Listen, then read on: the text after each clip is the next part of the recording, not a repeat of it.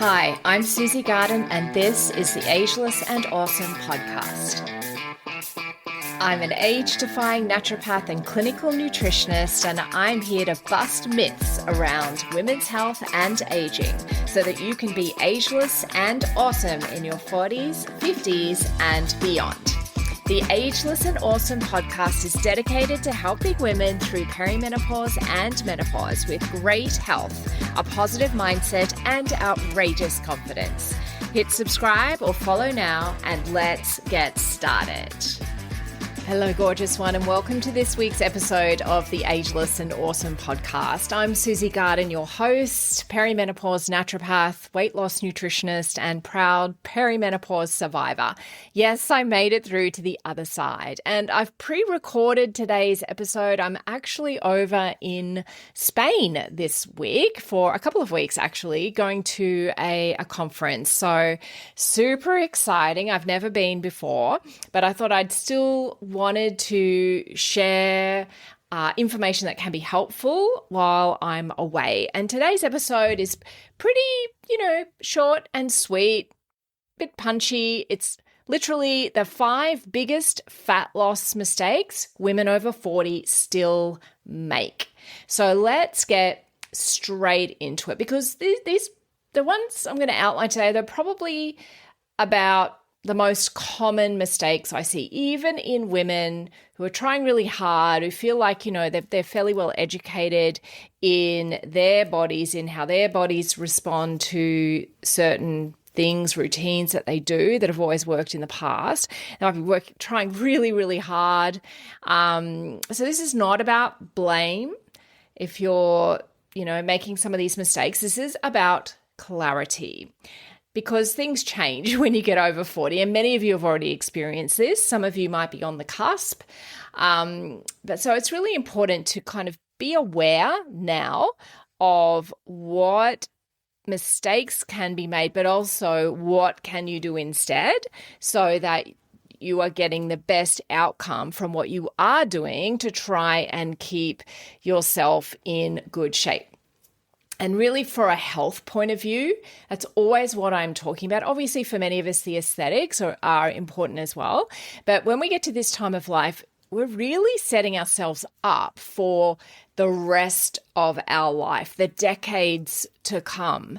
And that's really important to do things now that are going to pay off big time when we're in those later decades. And it is never too late to start, by the way. So if you are in your 60s or 70s or even 80s listening to this, please know that there are still things you can do to build a body that is going to carry you as best it can through your life.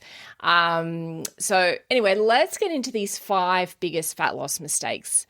So mistake number 1, and these are in no particular order, by the way, but mistake number 1 can be undereating.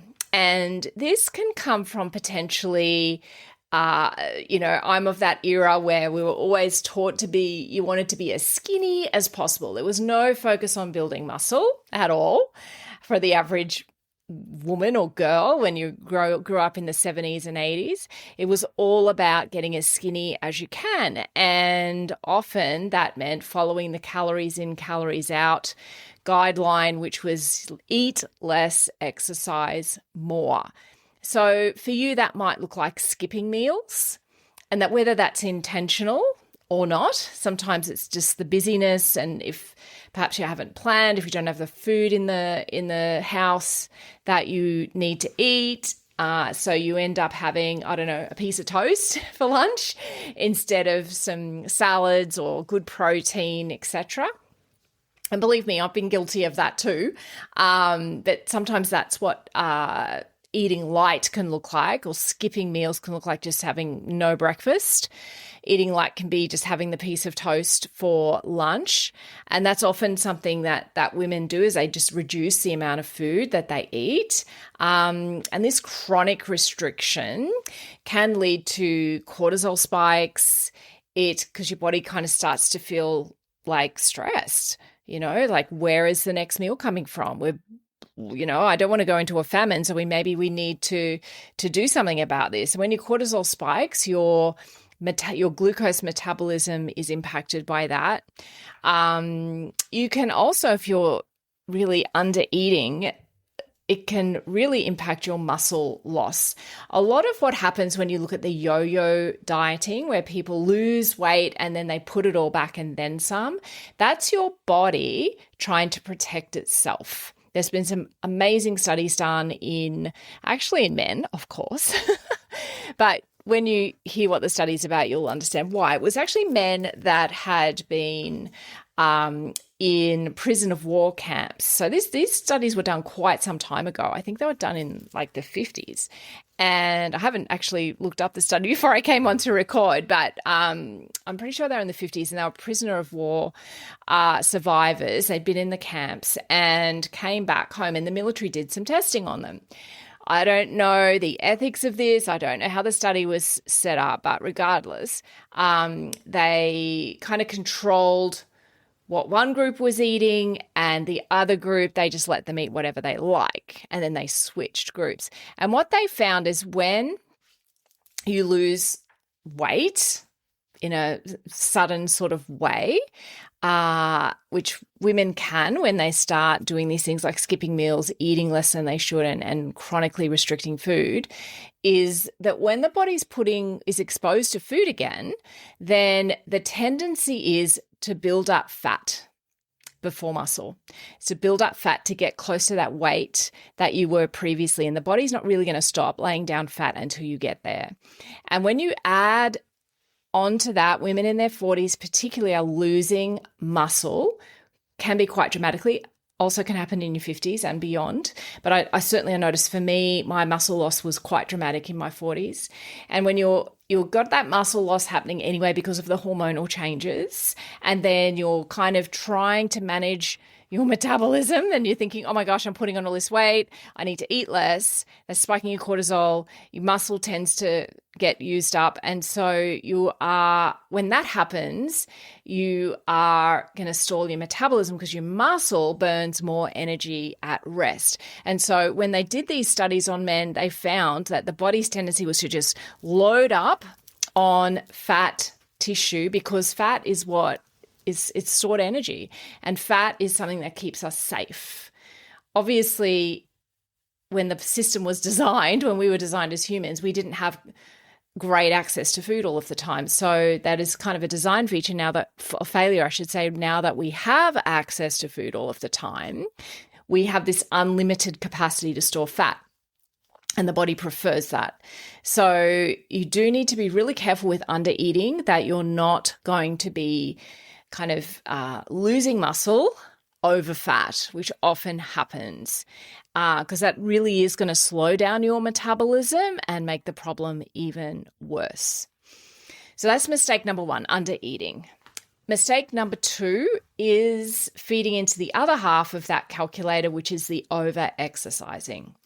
I see this quite a lot as well because, again, we've all been taught over the years, eat less, exercise more if you want to lose weight. And if you're doing a lot of particularly cardio and not getting enough recovery in between, and it's not something your body's necessarily used to, so please, whenever I'm talking about this stuff, know that obviously we all have different goals. Now, if you're an athlete and you've always trained at a certain level, you're going to have different needs to someone who, say, like myself, who's spent most of my life avoiding exercise and having a fairly sedentary kind of job.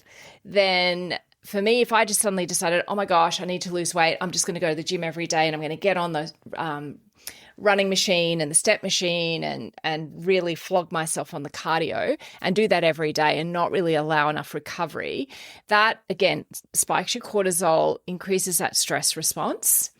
It leads to increased inflammation. It leads to fatigue, and it can lead to then cravings for carbs. And also when you're in that inflamed state, that blocks weight loss.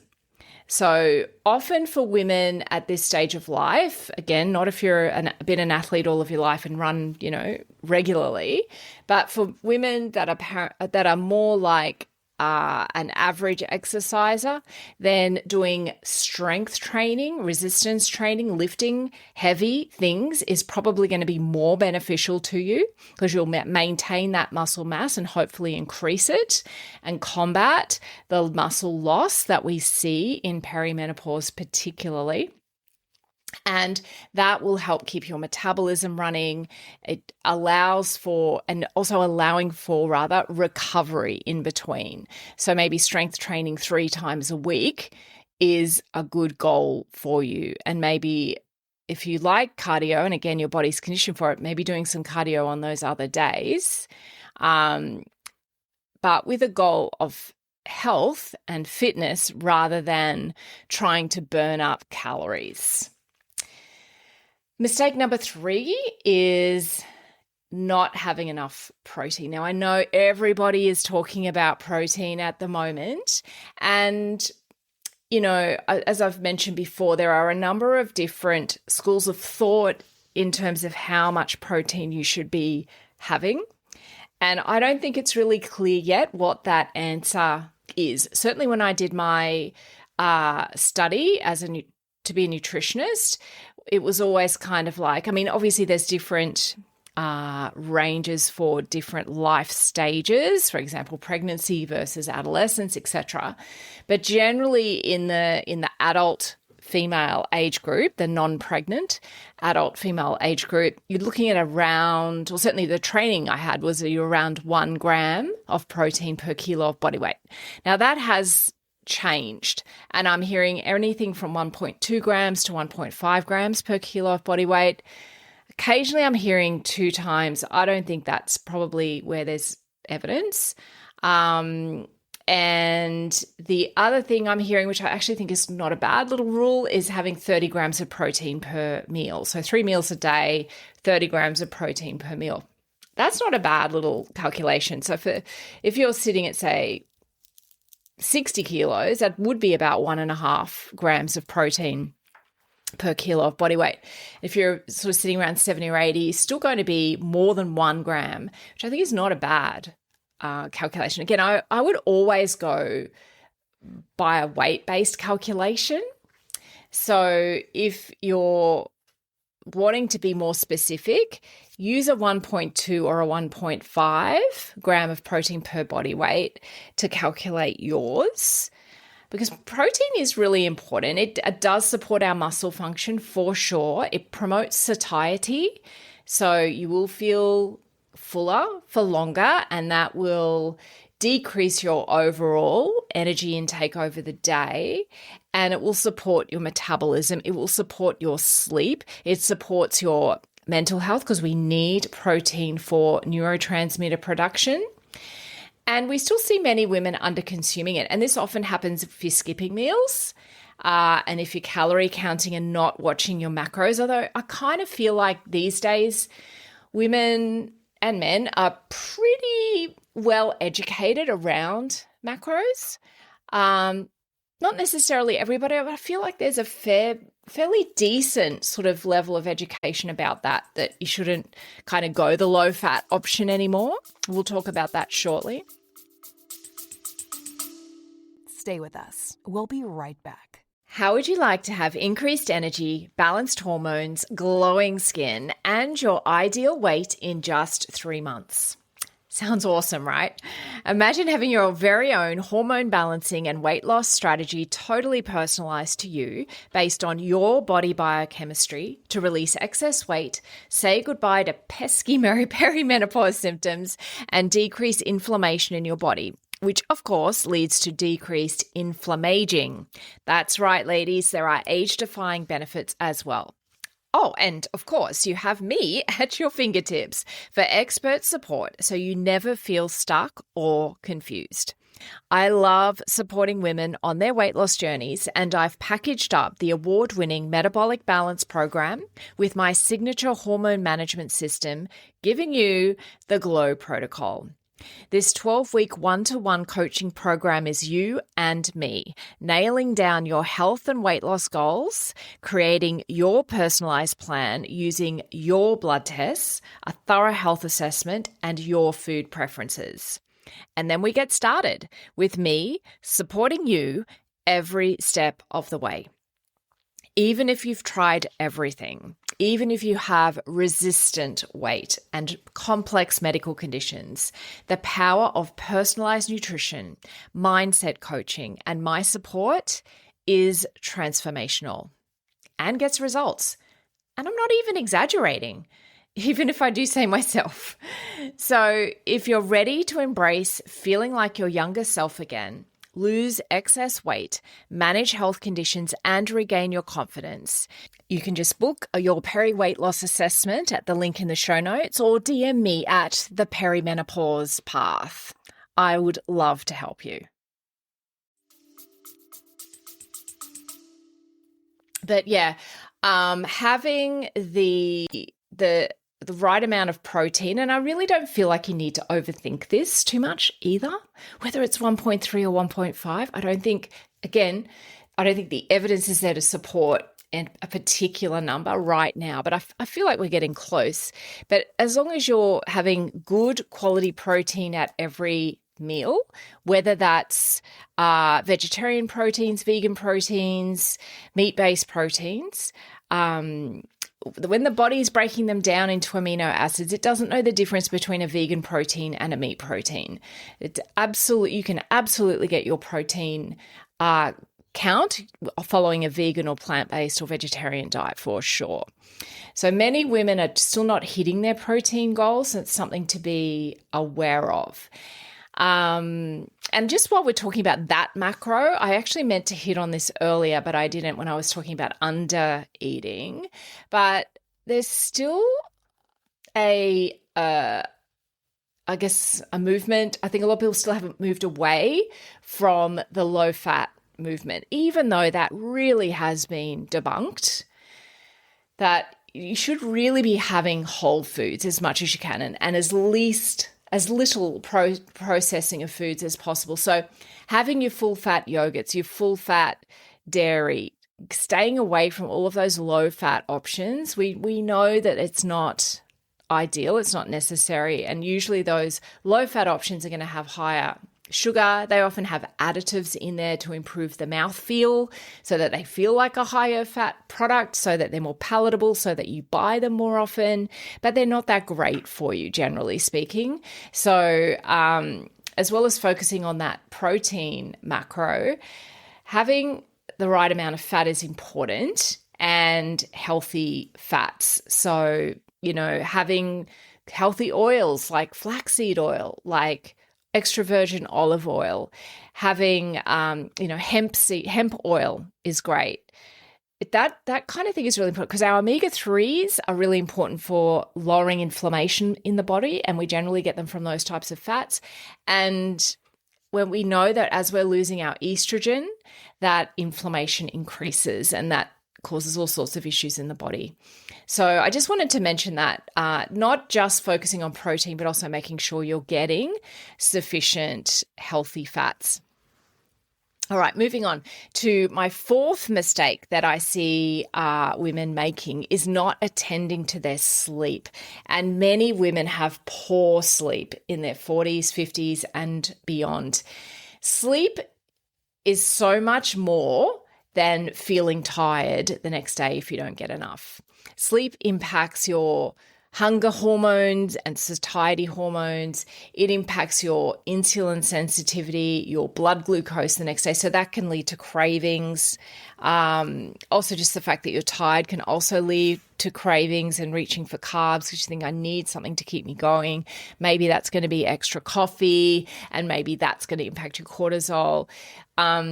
And we know people that have poor sleep tend to hold more weight, tend to have more fat storage. And it's because there's so much going on during sleep. As I said, so much more than just feeling rested the next day. There's a bunch of repair processes that go on. We make hormones. Our brain's lymphatic system, called the glymphatic system, that operates only when we're asleep. So not attending to sleep when you're wanting to lose weight, particularly losing fat, that's a mistake. So it's not just about what you're eating. And again, this is different from when you're, a younger woman where you can get away with a lot.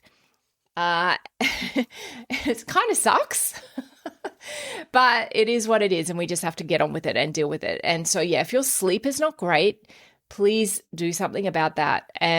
Go and speak to your healthcare practitioner rather than just going and getting a sleeping tablet or getting like a herbal or something like that. Actually find out what is going on. Why aren't you sleeping? Is there stress going on? Is there, are you not getting enough movement during your day? Is it to do with your diet?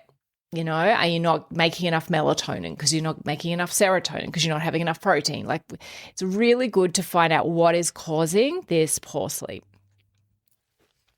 And the fifth mistake, and remember, these mistakes are not in order and they're not necessarily the only ones.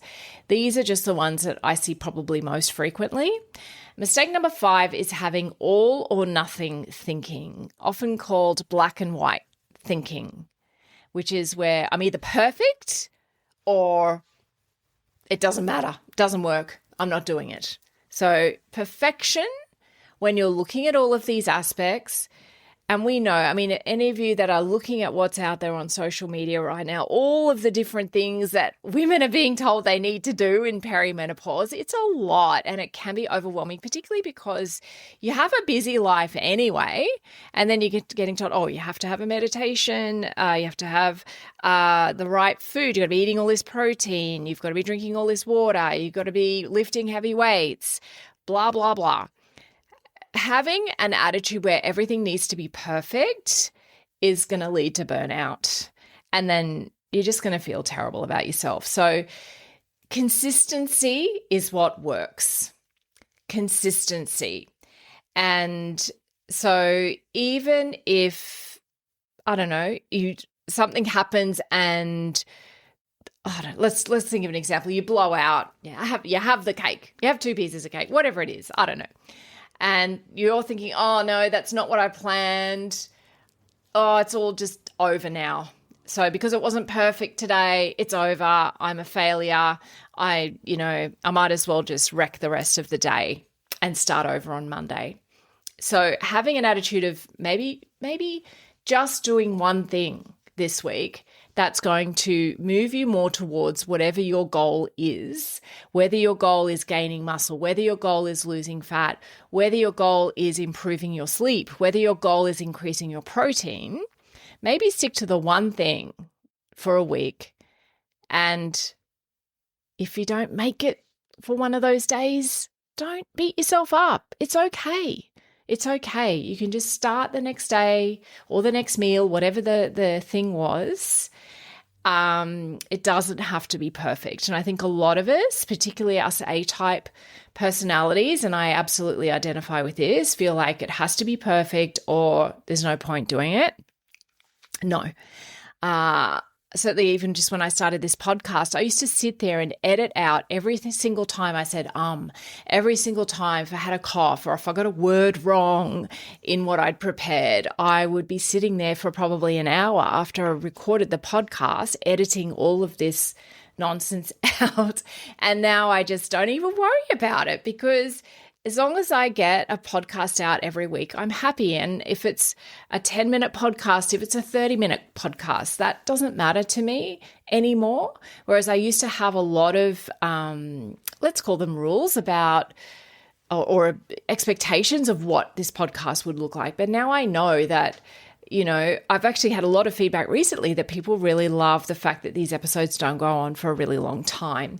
So I don't worry anymore about any of that. It's just if I get an episode out every week, I'm super happy. And if I'm doing like what I'm doing at the moment is I'm recording a few at a time just so that I've got them there for you while I'm away, that's great. It's all good. Consistency is what works.